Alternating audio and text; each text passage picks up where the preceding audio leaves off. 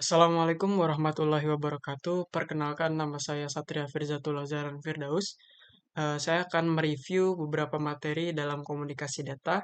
Ini sebagai tugas besar satu dalam mata kuliah komunikasi data. Jadi pembahasannya saya akan membahas mengenai transmisi data, pengkodaan data, dan teknik komunikasi digital. Yang pertama adalah transmisi data. Transmisi data adalah proses pengiriman data dari satu tempat ke tempat lain menggunakan saluran komunikasi atau media transmisi. Ini melibatkan transfer informasi dari satu titik ke titik lainnya melalui saluran atau media yang dapat mencakup kabel fisik, gelombang radio, dan media transmisi lainnya. Proses transmisi data ini umumnya melibatkan pengkodaan, modulasi, dan demodulasi untuk memastikan data terkirim dan diterima dengan benar.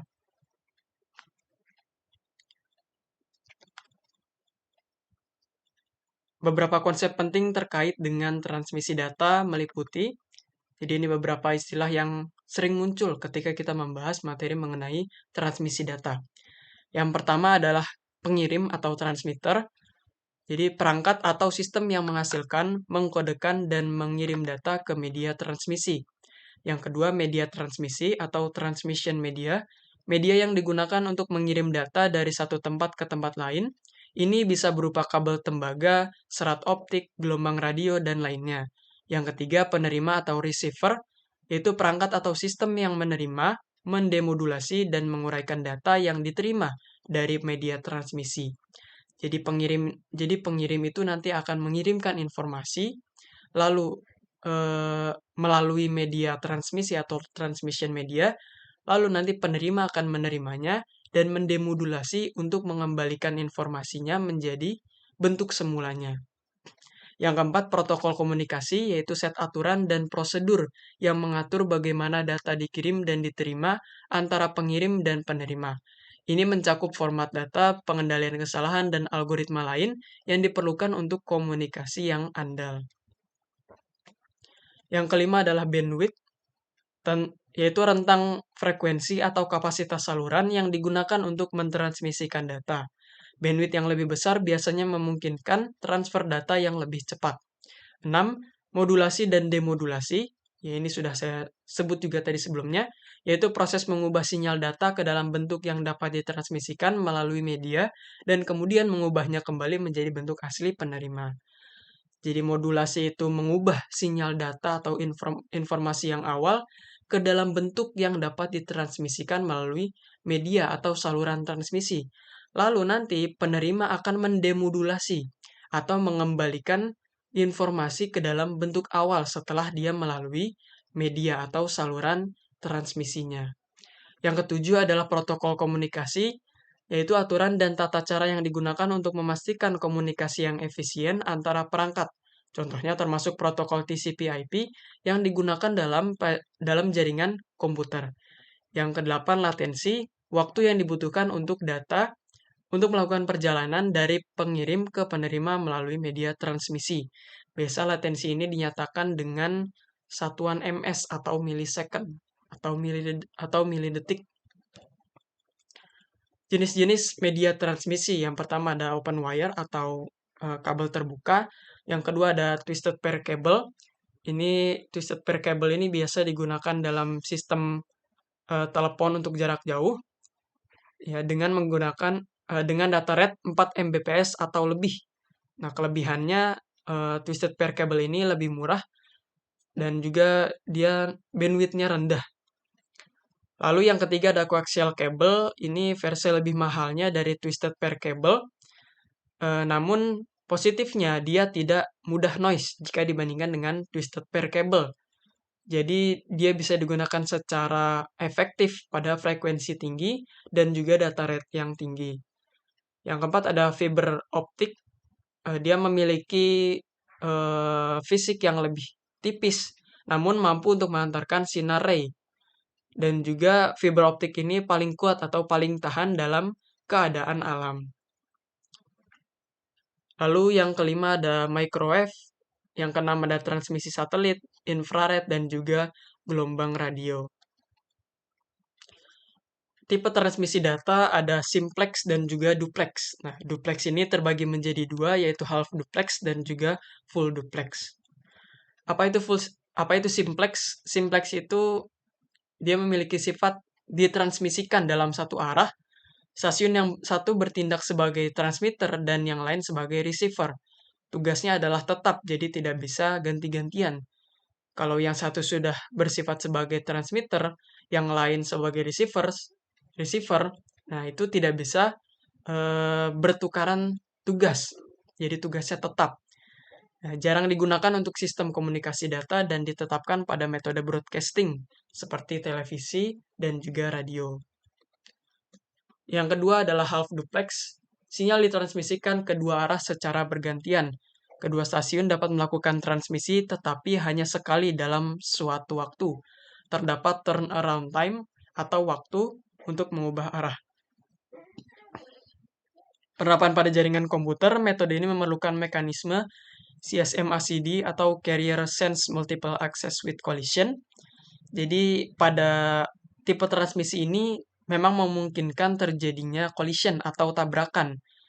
Nah, jadi ketika pengirim yang satu mengirim, lalu yang lain juga mengirim, itu memungkinkan terjadinya collision sehingga memerlukan mekanisme CSMACD untuk menghindari adanya collision atau tabrakan. Jadi ketika nanti akan terjadi collision, satu data yang akan dikirim dari salah satu entitas akan ditahan terlebih dahulu sampai data yang dikirimkan lebih dulu itu sampai. Baru yang data yang berikutnya akan dikirim. Jadi tidak bisa saling mengirim dalam waktu yang bersamaan. Contoh alat komunikasi adalah walkie-talkie dan contoh alat jaringannya adalah hub. Lalu full duplex, sinyal ditransmisikan kedua arah secara simultan atau bersamaan. Medium membawa dalam dua arah pada waktu yang sama. Contoh alat komunikasi, telepon, dan contoh alat jaringannya adalah switch. Jadi kebalikannya dari half duplex, kalau full duplex ini bisa saling mengirim, tidak perlu menunggu salah satunya itu sampai datanya. Jadi bisa saling mengirim dalam waktu yang bersamaan. Lalu materi yang berikutnya adalah pengkodean data. Dalam konteks jaringan, pengkodean data merujuk pada proses mengubah informasi atau data ke dalam bentuk yang dapat ditransmisikan melalui saluran jaringan komunikasi. Tujuan dari pengkodean data dalam jaringan adalah untuk memungkinkan efisiensi transmisi, mengatasi masalah kesalahan, dan mendukung berbagai jenis aplikasi dan protokol jaringan. Teknik pengkodean data. Yang pertama, data digital, sinyal digital. Itu merupakan bentuk paling sederhana dari pengkodean digital. Data digital ditetapkan satu level tegangan untuk biner 1 dan lainnya untuk biner 0. Digunakan untuk meningkatkan kinerja dengan cara mengubah spektrum sinyal dan menyediakan kemampuan sinkronisasi. Sinyal-sinyal digital merupakan deretan pulsa voltase terputus-putus yang berlainan dan mempunyai ciri-ciri tersendiri. Yang kedua, data digital, sinyal analog. Sebuah modem mengubah data digital menjadi sinyal analog sehingga dapat ditransmisikan sepanjang saluran analog. Nah, data digital sinyal analog sendiri menggunakan 3 dasar pengkodean untuk mentransformasikan data digital menjadi sinyal-sinyal analog. Yang pertama ada amplitude shift keying atau ASK. Dua biner melambangkan dua amplitude berbeda dari frekuensi sinyal pembawa. Teknik ini digunakan untuk mentransmisikan data digital sepanjang serat optik. Yang kedua, frekuensi shift keying atau FSK. Dua biner yang ditunjukkan oleh dua frekuensi berbeda di dekat frekuensi pembawa. Teknik ini digunakan untuk operasi full duplex sepanjang jalur derajat suara. Yang ketiga, phase shift keying atau PSK. Biner 1 ditunjukkan dengan cara mengirimkan hentakan sinyal dari fase yang sama seperti hentakan sinyal yang dikirim sebelumnya. Lalu teknik pengkodean data berikutnya adalah data analog, sinyal digital. Data analog misalnya suara dan video diubah ke dalam bentuk digital agar mampu menggunakan fasilitas-fasilitas transmisi digital.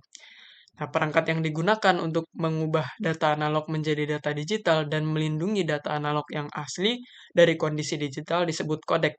Kepanjangannya adalah coder decoder. Teknik paling sederhana adalah PCM yang melibatkan pengambilan sampel data analog secara periodik dan mengkuantisasi. Yang terakhir, keempat, data analog, sinyal analog.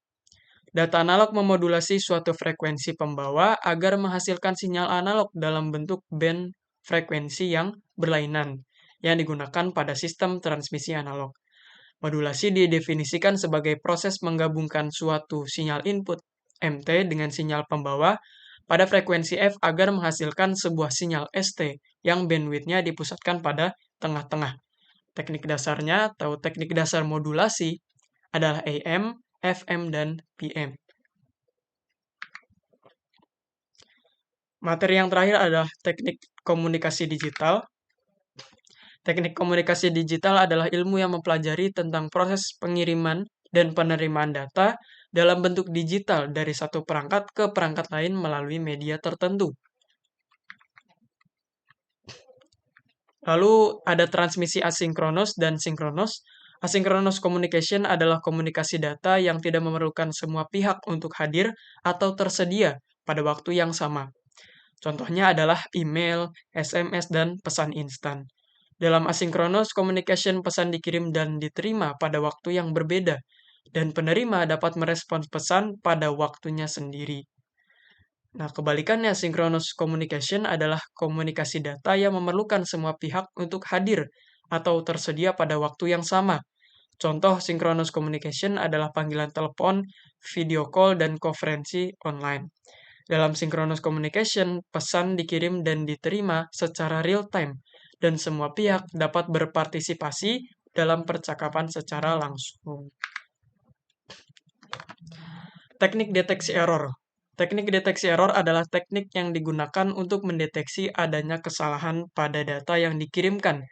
Kesalahan pada data dapat terjadi karena berbagai faktor, seperti gangguan sinyal, kerusakan media penyimpanan, atau kesalahan manusia. Tujuan teknik deteksi error adalah untuk memastikan bahwa data yang dikirimkan diterima dengan benar oleh penerima.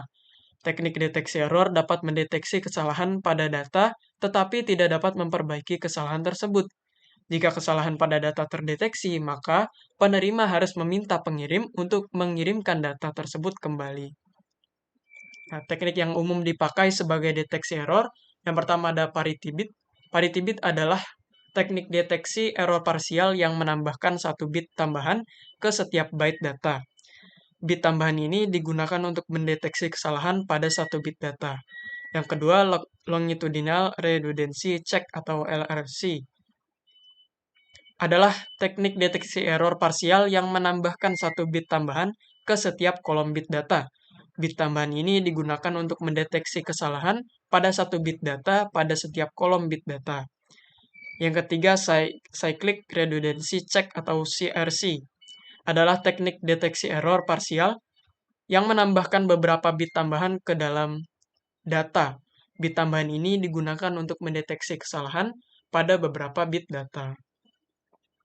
Beberapa cara yang menjelaskan teknik yang dipakai sebagai deteksi error. Yang pertama ada arithmetica modulo 2, yang kedua ada polinomia, shift registers, dan yang keempat gerbang eksklusif OR atau XOR. Yang terakhir adalah interfacing, adalah proses menghubungkan atau mengintegrasikan dua atau lebih komponen atau sistem yang berbeda agar dapat saling berkomunikasi atau bekerja sama. Tujuan utama dari interfacing adalah memungkinkan perangkat atau sistem yang berbeda untuk bekerja sama atau bertukar informasi, walaupun mereka mungkin memiliki karakteristik atau antarmuka yang berbeda. Terima kasih, itu saja penyampaian dari saya. Apabila ada kurangnya, saya mohon maaf. Wassalamualaikum warahmatullahi wabarakatuh.